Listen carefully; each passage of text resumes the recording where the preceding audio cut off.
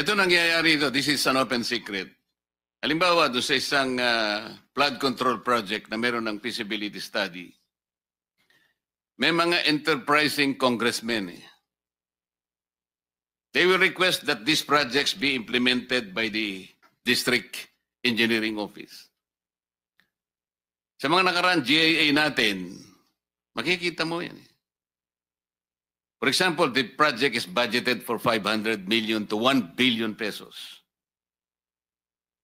It will be divided into several small projects, say 50 million to 100 million each. Kaya makikita mo, as observed by the President, bakit ay kakanyang pare-parehong 100 billion, 100 billion, 100. Para bang there are 2 or 3 or even 10 major projects, flood control projects na talagang ang compute, para ba parehong-pareho yung cost eh. This is impossible. Kaya lang talagang binrake mo na dun sa ano eh. May break up na kasi. Kailangan talaga eh. Kaya pagpaparti-partihin na lang sa 100. Kasi ang ano dito, Secretary, alam mo naman ito eh. Para sa ganon, yung congressman, maibigyan niyo doon sa favored contractor. Magagawa natin ito. And we can prove this. This office will just ask, for example, from the Office of the Undersecretary for Planning and PPP Services, Yusek Cabral yata ito, sir. Your Honor, yes. Kapag ni-request po ng Blue Ribbon Committee, sino-sino yung katakot-takot na mga congressmen na palagi na lang nagre-request ng funding sa nature. Dito po lalabas lahat ito. Eh. Nakikita po namin. And I'm sure the office will cooperate with the Blue Ribbon Committee. Dito po makikita natin yung napakahilig mag-request ng funding. Tama po ako, hindi? Tama po, Your Honor. Yun pong bidding. Pero baka gusto na magtanong muna yung mga kasama ko po, mag-sip muna ako sa kanila. Anybody who would like to? No. Senator Jinggoy. Thank you. Galingan mo, Senator Jinggoy. Thank you, Mr. Chair. Is si Ms. Cabral ba nandito? Was she invited? Was she invited by this committee? Maybe we can invite her in the next Hindi, meeting. nandito naman ng pinaka-boss si Secretary. But I would like to ask. Mas gusto mo siyang makita kay sa Secretary. Hindi naman. Anyway, Mr. Secretary, huwag na tayo magpaligoy-ligoy pa. Kung hindi pa binulgar ni Pangulong Marcos itong mga anomalya na nangyari dito sa mga flood control projects, hindi nyo ba iimbestigan to? Kailangan pa umabot ng Senado para imbestigahan ito dahil binulgar ni Pangulong Marcos ang mga di umano yung mga anomalya tungkol sa mga flood control projects. Hindi naman po siguro, I think, Your Honor, I think this is a routine process naman ng department that every project that we complete must have to undergo a quick, it has to undergo a validation audit before we fully pay the contract amount, Your Honor. So meron yung quick quality assurance unit, may audit team na dapat umiikot parati, Your Honor, before we pay the final payment for this project, Your Honor. Are all these contractors qualified? They are qualified. They're qualified, Your Honor, and on the basis of the documents that they submit for the bidding purposes, Your Honor. Sa mga binanggit ni Pangulong Marcos ng mga contractors during his SONA, bakit sa sampulang, bakit halos lahat ng mga contractors to ay kinorner lahat yung mga flood control projects?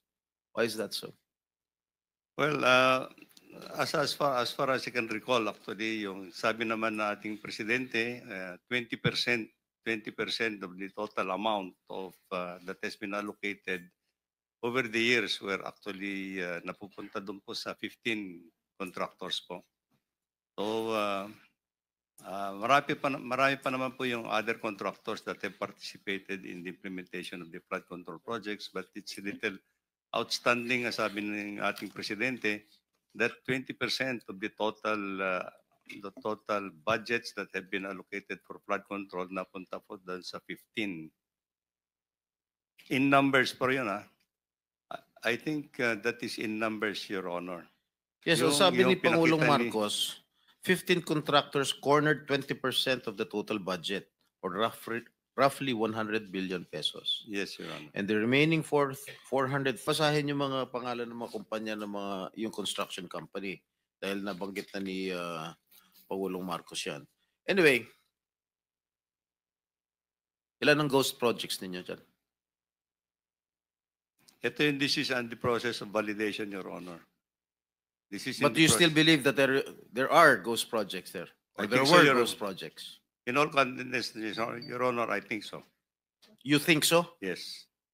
Saan yan? Well, as I said, as I mentioned in my statement, there are district offices that we are trying to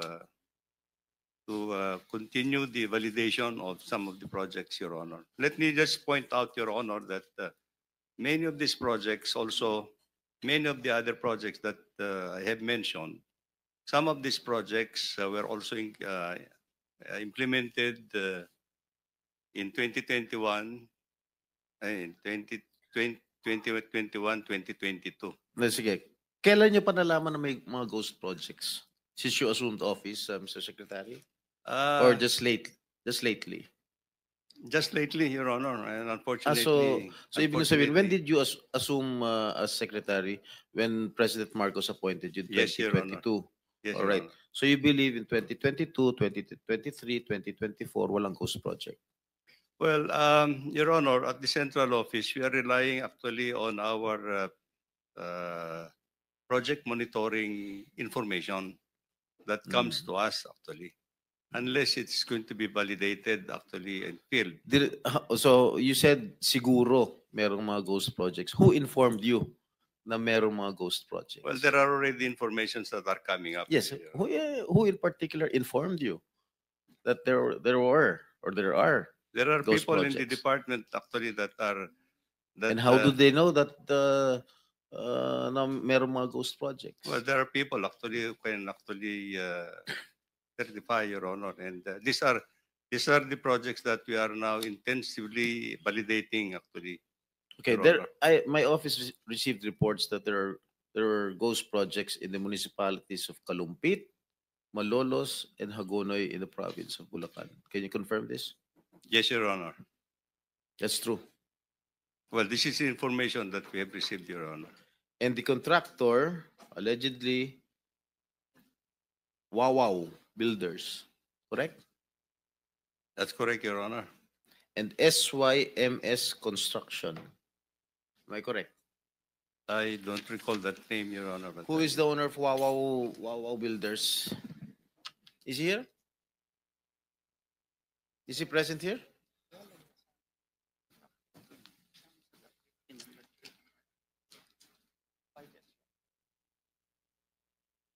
Senator Jinggoy was invited but walang reply as of now. May I know who is the legitimate owner of this construction company? Mark Mark Alan Arevalo. Alan Arevalo. All right. I think the committee already will issue a subpoena. All right. So, sa aking palagay, itong mga ghost projects na nabulgar na ngayon, siguro inaayos na nila. Tama? Para hindi malata na ghost. And I don't think that they will have that capability anymore, Your Honor, because I think if these were ghost projects in the first place, they would not have delivered the time actually to do anything at this point in time. The records will show that if there is no project at all that was implemented and payment has been made, then it's on. Tapos na, nasunog na yung pera natin. That's actually. All right. Magkano ang anomaly. in-award dito sa sa Wawaw? Wawaw Builders. I don't have the figure right now, Mr. Chair, but I think it's predominantly No. Meron mga figures dyan. Huwag niyo ako lulukuhin dito. Yeah. Labas niyo kung magkano yung in-award nito sa Wawaw Builders. Mga ghost projects. You'll wait for it.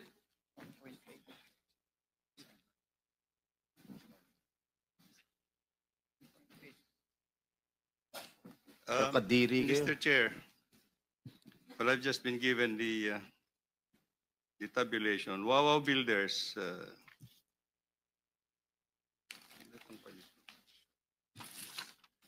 Wawaw Builders. The number of projects, the total projects, total cost of the projects that have been implemented is 9 billion.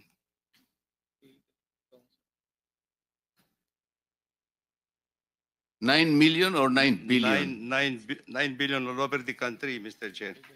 But let me just point out, in Bulacan alone, Wawaw Builders had 85 projects amounting to 5,971,811,000. In Bulacan alone. What about the three municipalities that I've mentioned? Kalumpit, Hagonoy, and what is this? Malolos.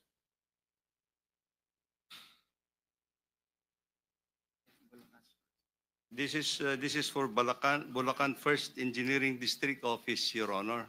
Ito bang, I'm not familiar, no? Ito bang Kalumpit, Malolos, Hagonoy falls under the first Yes, Your Bulacan Honor. district?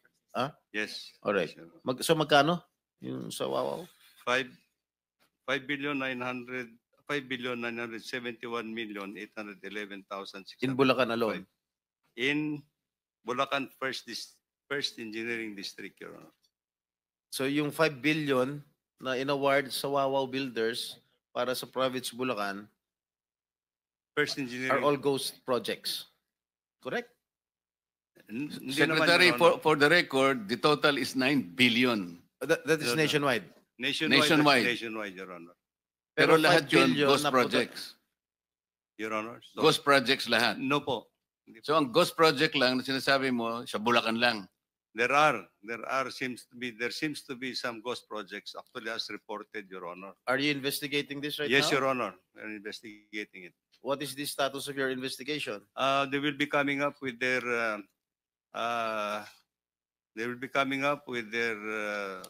financial and physical report in 1 week's time, Your Honor, to my office. Mr. Chairman, with the permission of Senator Jingo Estrada, Yes. it's connected to his question. Yes, Senator Soto, please. You are an executive How did Wawaw ex officio Builders- official, right? How did Wawaw Builders get that 5.9 billion in those three municipalities in Bulacan? How did they get that? Who inserted that into the budget of DPWH? Let me just clarify a little bit, Mr. Chairman. The amount that I have mentioned is actually for 4 years, up to fiscal year 2025. It started in 2022, 2023, 2024, and 2025, Your Honor. Let's clear that, Mr. Secretary. The 9-point-something billion is for 4 years? 5.9 for Wawaw, Your Honor. No, the total for 4 years is 9-something billion. Yes, Your Honor. And the 5-something billion ghost project is in Bulacan alone. Not totally ghost project, Your Honor. I'm not saying it's not totally ghost project, but the total amount of project that 85 projects that he has implemented during the 4-year period amounts to 5,971,000,000, Your Honor. So, Senator Jingo, you're finished already? Tito pa. Are you going to interject, Bam? You want to interject? Okay.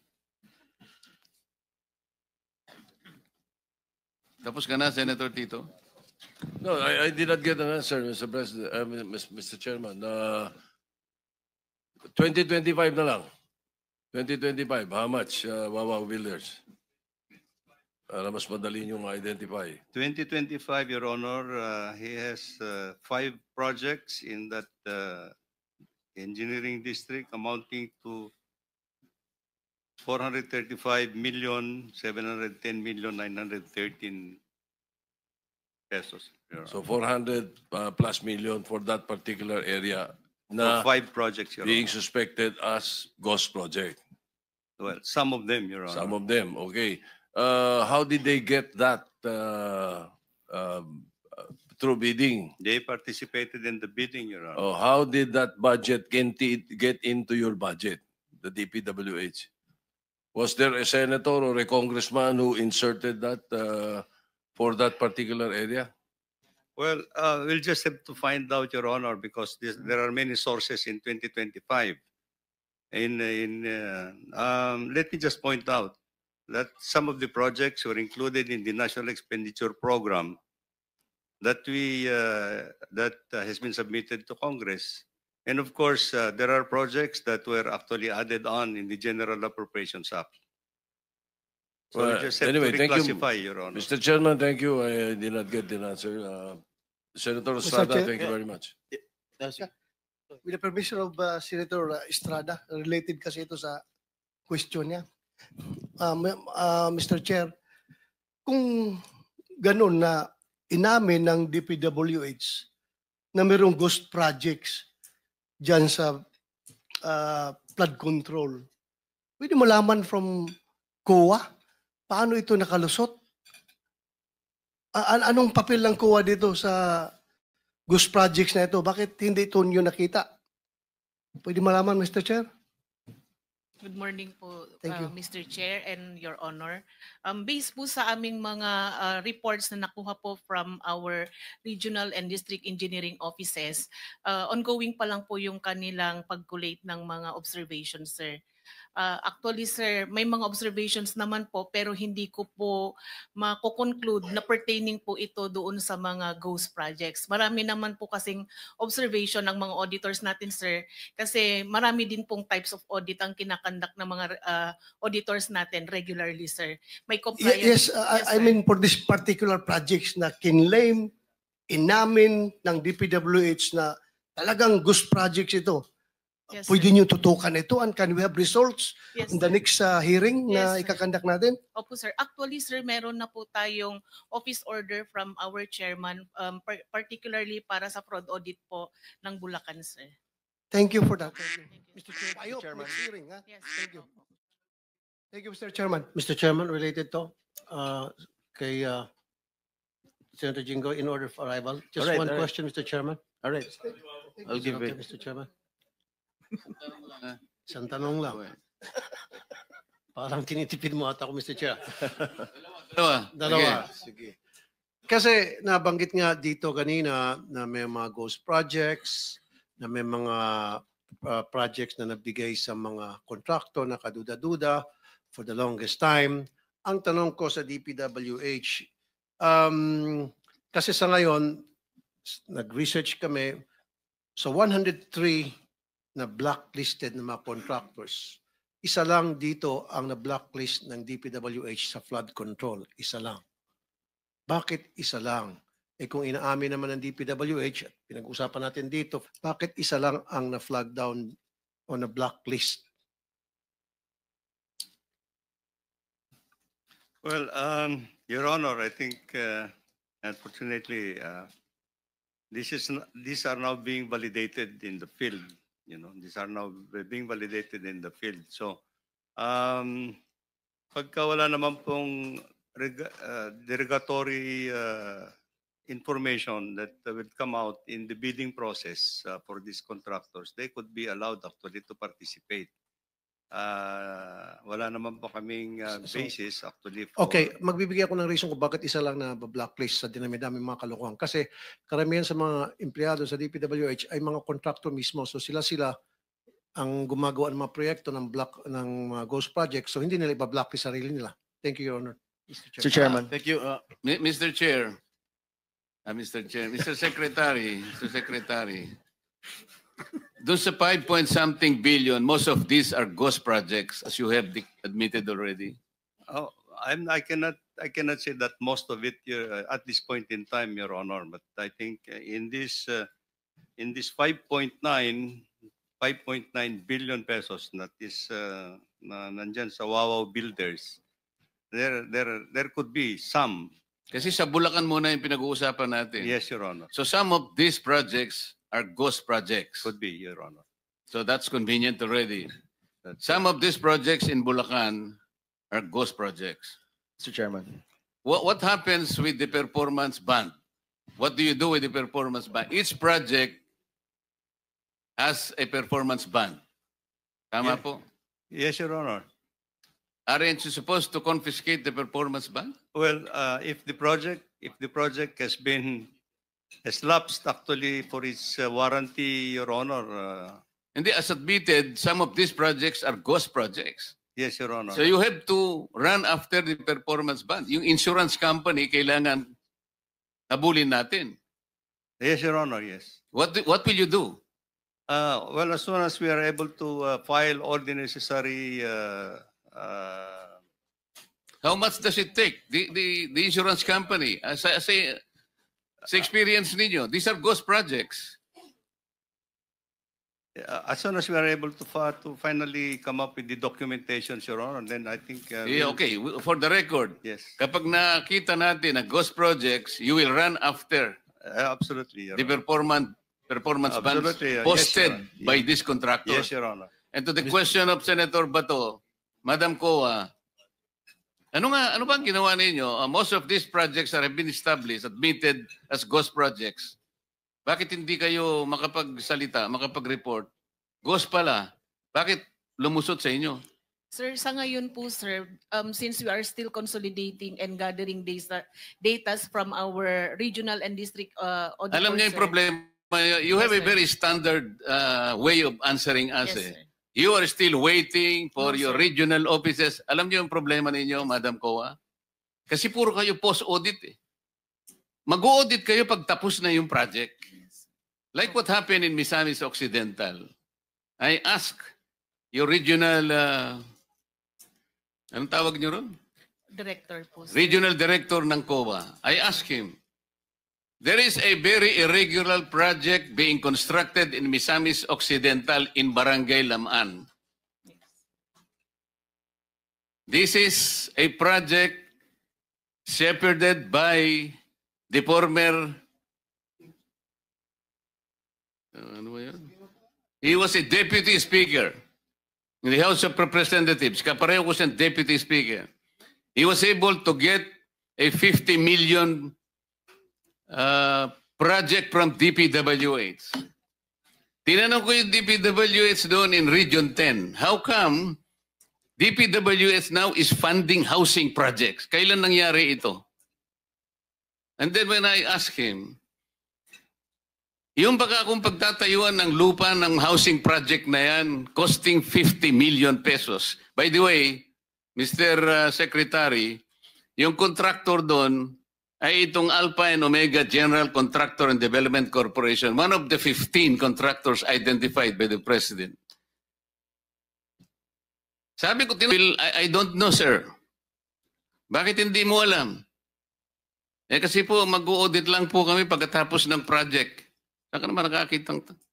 Ibig po, sinasabi ko na nga sa iyo ngayon eh.